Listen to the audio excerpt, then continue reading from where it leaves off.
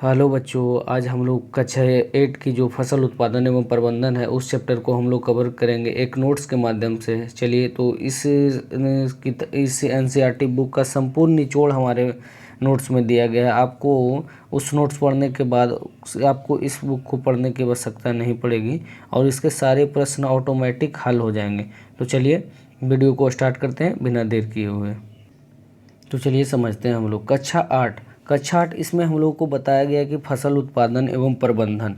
इसमें मतलब फसल उत्पादन के कौन कौन से चरण हैं, आप लोग को स्टेप बाय स्टेप पढ़ना है कि फसल किस प्रकार से हम लोग उसका उत्पादन करते हैं, उसका मैनेजमेंट प्रबंधन उसका किस प्रकार से करते हैं। तो चलिए देखते हैं क्या है। सबसे पहले कृषि हम लोग स्टार्ट कर रहे हैं। तो कृषि का प्रारंभ कब हुआ? कृषि का प्रारंभ लगभग 10,000 ईस्वी पूर्व में हुआ था। 10,000 ईस्वी में पूर्व में हुआ था। आगे चलिए देखते हैं कृषि औजार। कृषि औजार कौन कौन से हैं? खुरपी, दराची, बेलचा, हल इत्यादि क्या है?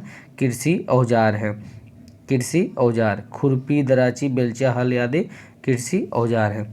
चलिए आगे देखते हैं फसल अब किसको कहते हैं? फसल जब क्या होता है, एक ही स्थान पर एक ही किस्म के पौधे बड़े पैमाने पर लगाया जाता है तो फसल कहलाता है।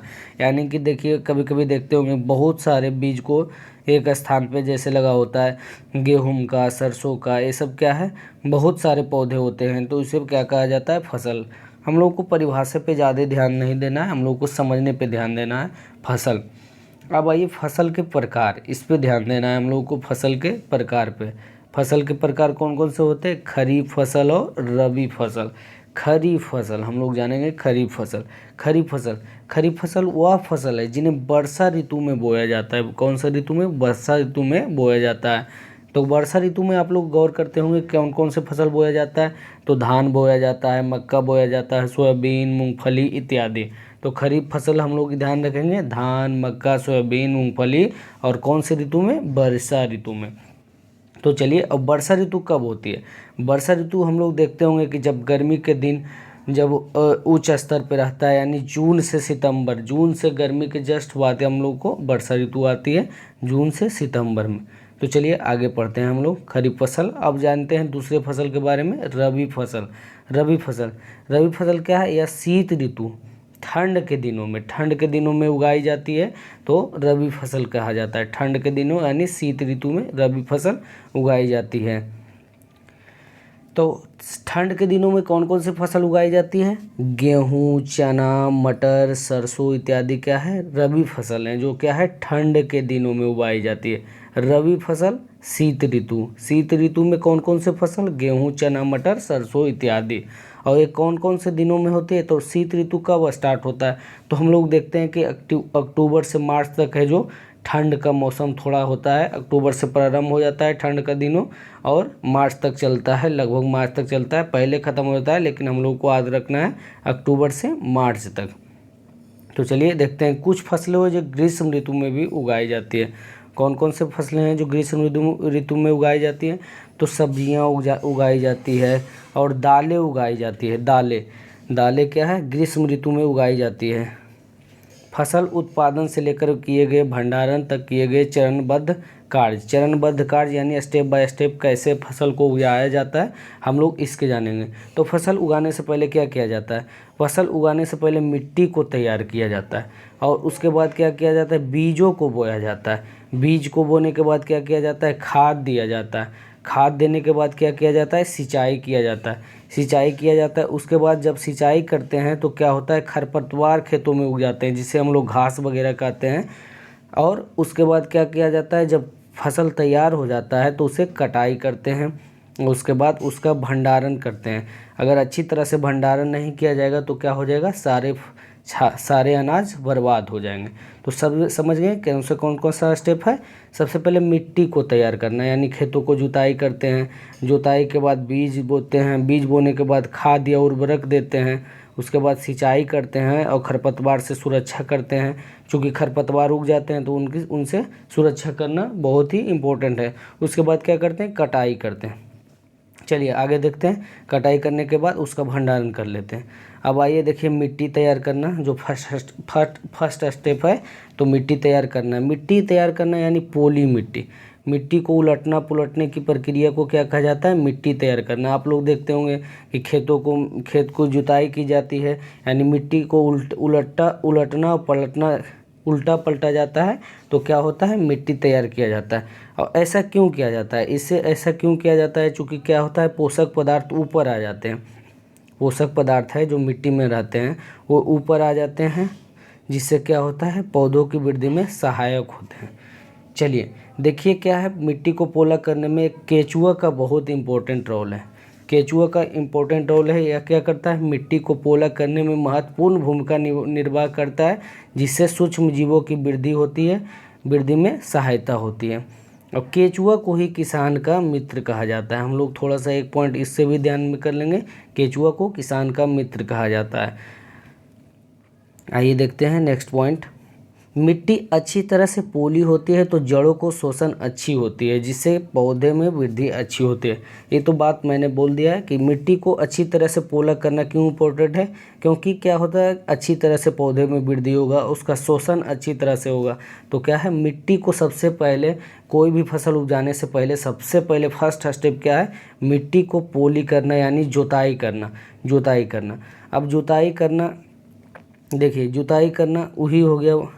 इसको परिभाषा को हम लोग उतना ध्यान नहीं देंगे, लेकिन क्या है इम्पोर्टेंट एक चीज़ ये है कि मिट्टी को सबसे पहले पोला करना है। जुताई का मतलब क्या हो गया? मिट्टी को उलटने पलटने एवं पोला करने की प्रक्रिया को जुताई कहलाता है। चलिए देख लेते हैं जुताई भी क्या है। अब आइए देखते हैं नेक्स्ट स्टेप, बुआई, यानी बीजों को बोना। बीजों को बोना क्या हो गया? बुआई कहलाता है। बीजों को बोना बुआई कहलाता है। तो बीजों को बोने के लिए हम लोग को क्या करना है? बीजों का सबसे पहले अच्छी बीजों का चयन करना होगा। चयन करने के लिए बीजों को क्या करना पड़ेगा? पानी में डालकर अच्छी तरह बीजों का चयन किया जाता है। जो बीज मतलब अंदर से खोखली रहती है वह पानी के अंदर और ऊपर तैरने लगती है। बीज जो अच्छी रहेगी वो पानी के अंदर बैठ जाएगा, पानी के अंदर बीज बैठ जाएगा, और क्या है, और जो खोखली रहेगी देखते होंगे पानी के ऊपर तैरने लगती होती। चना आप लोग फूलने अगर दिए होंगे कभी तो आप लोग इस प्रकार से देखते होंगे। चलिए बीज बोने का उपकरण कीप है। कीप है जो बीज बोने का उपकरण है, एक छोटा सा यंत्र है। हल जो है हल में लगा होता है, इस प्रकार से कीप। तो चलिए इसको उतना ध्यान नहीं देना। सीड ड्रिल क्वेश्चन में आ जाता है, बीजों को समान दूरी पर बोने के लिए किस यंत्र का प्रयोग किया जाता है? तो सीड ड्रिल ट्रैक्टर वगैरह में देखते होंगे पीछे में लगा होता है, जिसे हम लोग हल या फार भी कहते हैं। तो चलिए सीड ड्रिल क्या है? बीजों को समान दूरी पर बोने के लिए इसका प्रयोग किया जाता है, सीड ड्रिल। अब आइए सबसे पहले हम लोग क्या किए? खेत को जुताई किए, जुताई करने के बाद बीजों को बुआई किए। सेकेंड स्टेप में बीजों को बुआई किए। अब बीजों को बुआई करने के बाद उसके बाद क्या करना पड़ता है? हम लोग को खाद या उर्वरक देना पड़ता है। तो चलिए खाद या उर्वरक। मिट्टी में पोषक स्तर बनाए रखने के लिए जिस पदार्थ का प्रयोग किया जाता है उसे खाद या उर्वरक कहते हैं। यानी पोषक स्तर को बनाने के लिए खाद या उर्वरक का प्रयोग किया जाता है। तो खाद में कौन कौन सा होता है? हम लोग यूरिया का छिड़काव करते हैं, एनपीके का छिड़काव करते हैं, पोटास का, गोबर खाद आदि का हम लोग प्रयोग करते हैं। तो खाद का देना क्यों आवश्यक है? चूँकि मिट्टी में पोषक बार बार फसल उपजाने से क्या होता है? मिट्टी में पोषक स्तर की कमी हो जाती है, इसलिए खाद का प्रयोग किया जाता है। चलिए देखते हैं, बीज बोने के बाद हम लोगों ने खाद का छिड़काव किया। क्यों छिड़काव किया? क्योंकि फसलों का लगातार उगाने से मिट्टी में, देखिए पॉइंट्स दिया हुआ है, फसलों के लगातार उगाने से मिट्टी में कुछ पोषकों की कमी हो जाती है, इसीलिए हम लोगों ने खाद का छिड़काव किया। आइए देखते हैं नेक्स्ट पॉइंट। उर्वरक को अत्यधिक प्रयोग से मिट्टी में उर्वरता की कमी आती है तथा जल प्रदूषण स्रोत भी बन जाता है। खाद का हम लोग प्रयोग देखिए क्या है, नहीं करना चाहिए, बहुत अत्यधिक मात्रा में नहीं करना चाहिए, क्योंकि क्या होता है इससे जल प्रदूषण का स्रोत भी बन जाता है और मिट्टी की उर्वरता में, फर्टिलाइजर में कमी आ जाती है। चलिए मिट्टी में उर्वरता में कमी आ जाती है तो क्या है, खाद का प्रयोग हम लोग को बहुत कम मात्रा में करना चाहिए। इसके लिए हम लोग को क्या करना चाहिए? बीच में गैपिंग करके फसल को बोना चाहिए। यानी हम लोग को फसल बो दिए, उसके बाद कुछ दिनों के बाद फसल कटाई के बाद हम लोग को बीच में गैप छोड़ देना चाहिए, जिससे क्या होता है जिससे क्या होता है मिट्टी में प्रचुर मात्रा में नाइट्रोजन आ जाता है, वायुमंडल से नाइट्रोजन की उसका क्या कर लेता है, नाइट्रोजन को ग्रहित कर लेता है, संग्रहित कर लेता है। चलिए देखते हैं इसके बचाव में क्या करना चाहिए। जैविक खाद का प्रयोग करना चाहिए। 2 फसलों के बीच खेत को कुछ समय तक बिना उगाए छोड़ देना चाहिए। अभी मैंने बताया 2 फसलों के बीच में छोड़ देना चाहिए, गैप। अब आइए, नाइट्रोजन की कमी हो जाती है लगातार फसल उगाते उगाते। क्या होता है, नाइट्रोजन की कमी हो जाती है लगातार फसल उगाते। इसीलिए क्या होता है, हम लोगों को क्या करना चाहिए, फसलों को उपजाने में गैप देना चाहिए। इसलिए उत्तर भारत में एक ऋतु में चारा उपजाया जाता है, दूसरे ऋतु में गेहूँ उपजाया जाता है। क्या है, उत्तर भारत में जितने भी क्षेत्र पड़ते हैं, जैसे यूपी बिहार वगैरह में क्या है, चारा उपजाया जाता है, तब दूसरे ऋतु में गेहूँ उपजाया जाता है। अब आइए, एक पॉइंट है राइजोबियम हम लोग जान जाते हैं। यह फलीदार दालें, पौधे एवं जड़ों में बैक्टीरिया के रूप में पाया जाता है, जो नाइट्रोजन की पूर्ति करता है, जिससे दालें उगाने के लिए ऊपर से नाइट्रोजन की आवश्यकता नहीं होती है। दालों की खेती के लिए नाइट्रोजन की आवश्यकता नहीं होती है, चूँकि क्या होता है, दालों के पौधे जो होते हैं उनमें राइजोबियम पाया जाता है, जो क्या करते हैं, पौधे को नाइट्रोजन प्रदान करते हैं। क्या है, नाइट्रोजन प्रदान करते हैं। राइजोबियम है जो पौधों को नाइट्रोजन प्रदान करते हैं, इसीलिए नाइट्रोजन की पूर्ति करती है, तो दालें उगाने के लिए नाइट्रोजन की आवश्यकता नहीं होती है। चलिए देखते हैं नेक्स्ट पॉइंट। अब आइए थोड़ा सा समझते हैं उर्वरक एवं खाद में अंतर। कौन सा, उर्वरक एवं खाद में अंतर। उर्वरक क्या है, यह मानव निर्मित लवण है, और खाद क्या है, एक प्राकृतिक पदार्थ है जो गोबर एवं पौधों के अवशेष के विघटन से प्राप्त होता है। क्या है, उर्वरक क्या है, उर्वरक है जो मानव निर्मित, फैक्ट्रियों में इसका निर्माण होता है। उर्वरक का निर्माण फैक्ट्रियों में होता है। खाद खेतों में बनाई जा सकती है। खाद को क्या होता है, आप लोग देखते होंगे कभी गोबर वगैरह को या पानी वगैरह को, छाई जिसे कहते हैं, उसको एक जगह जोड़ किया जाता है, जमा किया जाता है। उससे जमा करने के बाद क्या है, खाद बनाया जाता है। उर्वरक से मिट्टी को ह्यूमस नहीं प्राप्त होता है, उर्वरक से मिट्टी को ह्यूमस नहीं प्राप्त होता है, और खाद से मिट्टी को क्या होता है, ह्यूमस प्रचुर मात्रा में प्राप्त होता है। खाद से मिट्टी को ह्यूमस प्रचुर मात्रा में प्राप्त होता है। उर्वरक में पादप पोषक जैसे कि नाइट्रोजन, फास्फोरस तथा पोटेशियम प्रचुरता में होती है। और क्या होता है, उर्वरक में क्या होता है, इसमें तुलनात्मक रूप से कम होता है। खाद में क्या है, तुलनात्मक रूप से कम होता है। इसमें क्या होता है, नाइट्रोजन, फास्फोरस तथा पोटेशियम प्रचुर मात्रा में होता है। आइए जान जाते हैं कुछ उर्वरक। उर्वरक कौन सा है, urea, ammonia, sulphate, super phosphate, potash, NPK, nitrogen, phosphorus, potassium. NPK का मतलब होता है एन से नाइट्रोजन, पी से फास्फोरस, के से पोटेशियम। तो चलिए उर्वरक हम लोग जान गए। उर्वरक कौन कौन से हैं, urea, ammonia, sulphate, super phosphate, potash और एनपीके। तो आप लोग समझ गए उर्वरक किसे कहते हैं। उर्वरक जैसे बोरा वगैरह में पैक देखते होंगे, यूरिया आता है, ये सब क्या है, उर्वरक है, जो क्या है, मानव निर्मित है। उर्वरक हो गया मानव निर्मित, और खाद क्या हो गया, खाद हो गया जो प्राकृतिक, नेचुरल हो गया। नेचुरल निर्मित जैसे बहुत दिनों तक क्या होता है, फसल को कटाई के बाद छोड़ दिए, उसके बाद जो घास उगता है, उसके बाद घास उगने के बाद क्या होता है, धूप से जल जाता है, तो ये सब भी क्या है, खाद ही एक प्रकार का है। गोबर भी क्या है, बहुत दिनों तक रख देने के बाद क्या है, खाद बन जाता है। गोबर से भी खाद बनाया जाता है। तो खाद और उर्वरक में समझ गए। अब आइए देखिए क्या हुआ। सबसे पहले फर्स्ट स्टेप हम लोग क्या किए, मिट्टी को पोला किए। मिट्टी के पोला करने के बाद क्या किए, बीजों को बुआई किए। बीजों को बुआई करने के बाद बीजों का चयन किए। बीज को बोते समय हम लोग को अच्छी बीजों का चयन करना। अब बीजों को चयन करने के बाद हम लोगों ने क्या किया, उसमें बीज को बोया। बोने के बाद क्या किया, उर्वरक एवं खाद दिया। उसके बाद खाद देने के बाद क्या किया, हम लोग सिंचाई करेंगे। सिंचाई निश्चित अंतराल पर खेतों में जल देना क्या कहलाता है, सिंचाई कहलाता है। सिंचाई के स्रोत पूछ देगा, सिंचाई के स्रोत तो एनसीईआरटी में दिया हुआ है, कुआं, तालाब, नदियां, बांध आदि क्या है, सिंचाई के स्रोत हैं। अब पारंपरिक स्रोत क्या है, मोट, घिरनी, चेन पंप, ढेकली, रहट, ये सब क्या है, पारंपरिक स्रोत। आधुनिक स्रोत कौन सा है, छिड़काव तंत्र, ड्रिप तंत्र, ये सब क्या है, छिड़काव आधुनिक स्रोत है, जो वर्तमान में भी है, आधुनिक स्रोत है। इससे क्या होता है, जल की बचत होती है। यानी जितना मात्रा में जल की आवश्यकता होगा उतना ही मात्रा जल दिया जाएगा। तो आधुनिक स्रोत में छिड़काव तंत्र और ड्रिप तंत्र के द्वारा क्या है, प्रयोग किया जाता है। तो छिड़काव तंत्र का ये जानते हैं कौन सा, जगहों पे प्रयोग किया जाता है। छिड़काव तंत्र असमतल भूमि के लिए किया जाता है, जहाँ पे भूमि क्या है, बराबर नहीं होता है, भूमि इस प्रकार से होता है।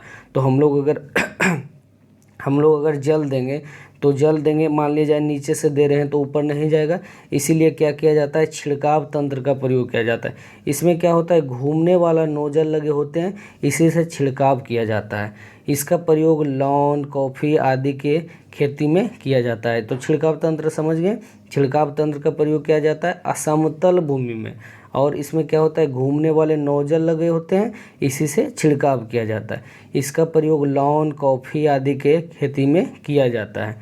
तो चलिए अब आइए जानते हैं दूसरा, आधुनिक में ड्रिप तंत्र। ड्रिप तंत्र क्या है, इस विधि से जल बूंद बूंद करके सीधे पौधे की जड़ों में गिरता है, अतः इसे ड्रिप तंत्र कहते हैं। यह क्या किया जाता है, मतलब पौधे, यहाँ पे मान लिया जाए पौधे लगा हुआ है, तो क्या किया जाता है, यहीं पर एक प्रकार से लगा दिया जाता है, जहाँ जल है जो बूंद बूंद गिर जाएगा, इसके जड़ में ही जाएगा, तो क्या है, जल की बर्बादी है जो नहीं होगी।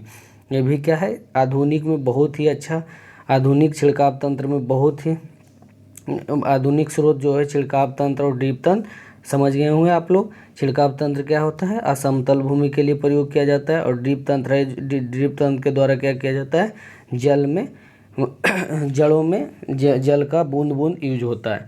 अब उसके बाद क्या करते हैं, जब जल देते हैं तो क्या होता है, खरपतवार उग जाते हैं, जिसे घास हम लोग कहते हैं, बिहार क्षेत्र में, यूपी बिहार क्षेत्र में घास वगैरह बोलते हैं, लेकिन क्या है, खरपतवार। खरपतवार किसे कहते हैं, अवांछित पौधे को खरपतवार कहते हैं।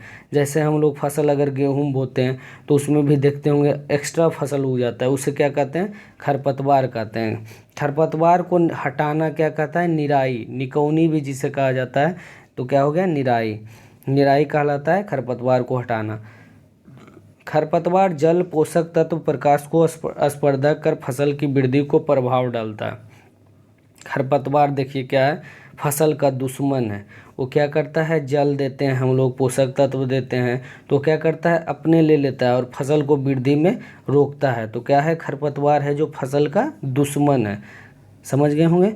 खरपतवार हटाने के लिए खुरपी, हैरे जैसे यंत्र का प्रयोग किया जाता है। आपको प्रश्न दिया जाएगा, खरपतवार हटाने के लिए कौन सा यंत्र का प्रयोग किया जाता है, तो खुरपी और हैरे, क्या है, खुरपी और हैरे का प्रयोग किया जाता है खरपतवार हटाने के लिए। और खरपतवार हटाने के लिए सर्वोत्तम समय कौन सा है, तो खरपतवार कब हम लोग को हटाना है, जब क्या है, फसल में पुष्पन एवं बीज बनने से पहले हम लोग को क्या करना है, खरपतवार हटा लेना। यानी फसल में पुष्पन यानी फूल बनने एवं बीज बनने से पहले हम लोग को क्या करना है, खरपतवार को हटा लेना है। अन्यथा बाद में हम लोग अगर खरपतवार को हटाएंगे तो उससे क्या होगा, कोई फायदा नहीं होगा। अब आइए, खरपतवार हटाने के लिए एक रसायन का भी छिड़काव किया जाता है, जिसे क्या कहा जाता है, 2,4-D। 2,4-D एक रसायन है जिसका छिड़काव करके भी हम लोग को खरपतवार के हटा सकते हैं, या निराई भी करके, यानी जिसे निकाल लेना, जिसे निकौनी भी कहा जाता है, तो हम लोग उसे करके भी हटा सकते हैं, या रसायन के द्वारा भी हम लोग खरपतवार को हटा सकते हैं, 2,4-D छोड़ के, छिड़काव करके, और खुरपी और हैरे से भी हम लोग निकाल सकते हैं। तो चलिए आइए देखते हैं। अब कटाई होता है, जब कटाई होता है यानी फसल पक जाने के बाद उसे काटना कटाई कहलाता है। कुछ पौधे को उखाड़ लेते हैं तो कुछ पौधे को धरातल के पात से काट लेते हैं। कटाई के समय क्या करते हैं, कुछ पौधे को हम लोग काट लेते हैं या कुछ पौधे को धरातल के पास से काट लेते हैं।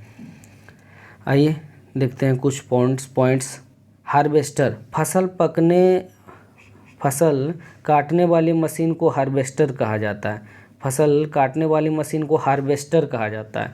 और थ्रेसिंग क्या है, फसल से बीज या दाने को भूसे से अलग करना थ्रेसिंग कहलाता है। इधर आप लोग गांव में अगर होंगे तो जानते होंगे थ्रेसर में क्या करता है, गेहूं वगैरह यानी बीजों को और भूसे को अलग करता है, थ्रेसिंग कहलाता है। और कॉम्बाइन क्या होगा, बड़े बड़े देखते होंगे, बड़े बड़े ट्रक के जैसे आगे आगे फसल को चलता है और आगे आगे फसल को काटता है, और यहाँ पर डायरेक्ट बीज जो भी फसल है, गेहूं वगैरह जो भी है उसको, यानी कॉम्बाइन में दोनों चीज़ होता है, हार्वेस्टर भी होता है और थ्रेसर भी होता है, संयुक्त रूप से दोनों होता है कॉम्बाइन में। अभी आधुनिक युग में कॉम्बाइन का प्रयोग बहुत अधिक हो रहा है, क्योंकि क्या होता है, इसमें फसल काटने की भी टेंशन नहीं है, और उसका बीजों को भी भूसों से अलग करना कभी कोई आवश्यकता नहीं है, दोनों एक ही कॉम्बाइन में हो जाता है। चलिए देखते हैं हाथों से कटाई का यंत्र। हाथों से भी कटाई का यंत्र पहले होता था, तो कौन सा? दराती और हँसुआ। दराती और हँसुआ का प्रयोग हाथों से कटाई का यंत्र है। कटाई पर्व, कुछ कटाई पर्व होता है, जैसे फसल कटाई करने के बाद हम लोग कुछ पर्व बनाते हैं, तो कौन से मनाते हैं? पोंगल, बैसाखी, होली, दिवाली, नाव्या एवं बिहू, नवन्या एवं बिहू, ये सब क्या है? कटाई पर्व है। अब आइए देखते हैं हम लोग भंडारण। भंडारण के पूर्व बीजों को अच्छी तरीके से सुखाया जाता है, जिससे जीवाणु एवं कवक से सुरक्षा प्राप्त होता है। तो भंडारण करने से पहले हम लोग को क्या करना है? बीजों को अच्छी तरीके से सुखा लेना है, ताकि कवक एवं जीवाणु से सुरक्षा प्राप्त हो। इसका भंडारण जूट के बोरों तथा धातु के बड़े पात्रों में करते हैं। जूट के बोरों में करते हैं तथा धातु के बड़े पात्रों में करते हैं। बीजों को बड़े पैमाने पर भंडारण साइलो एवं भंडार गिरोह में किया जाता है। बीजों के भंडारण का प्रयोग साइलो, इस पॉइंट को देखेंगे, साइलो एवं भंडार गिरोह में प्रयोग किया जाता है। आइए देखते हैं नीचे। नीम की सूखी पत्तियों घरों अनाज के भंडारण में प्रयुक्त होता है। पहले देखते होंगे नीम की पत्तियों का उपयोग भंडारण में किया जाता है। अब तो रसायन का भी प्रयोग किया जाता है, लेकिन बीजों को अच्छी तरीके से सुखाना इम्पोर्टेंट है। आइए देखते हैं नेक्स्ट पॉइंट। मछली स्वास्थ्य के लिए अच्छा है, और हमें मछली से कॉड लिवर तेल मिलता है, जिससे विटामिन डी अधिक मात्रा में पाया जाता है। मछली स्वास्थ्य के लिए अच्छा है, आहार है, और मछली से कॉड लिवर तेल मिलता है। और विटामिन डी क्या है? मछली से प्राप्त होता है, मछली के तेल से। तो चलिए अगर ये वीडियो अच्छा लगे तो वीडियो को लाइक कीजिए और चैनल को सब्सक्राइब कीजिए। Thank you.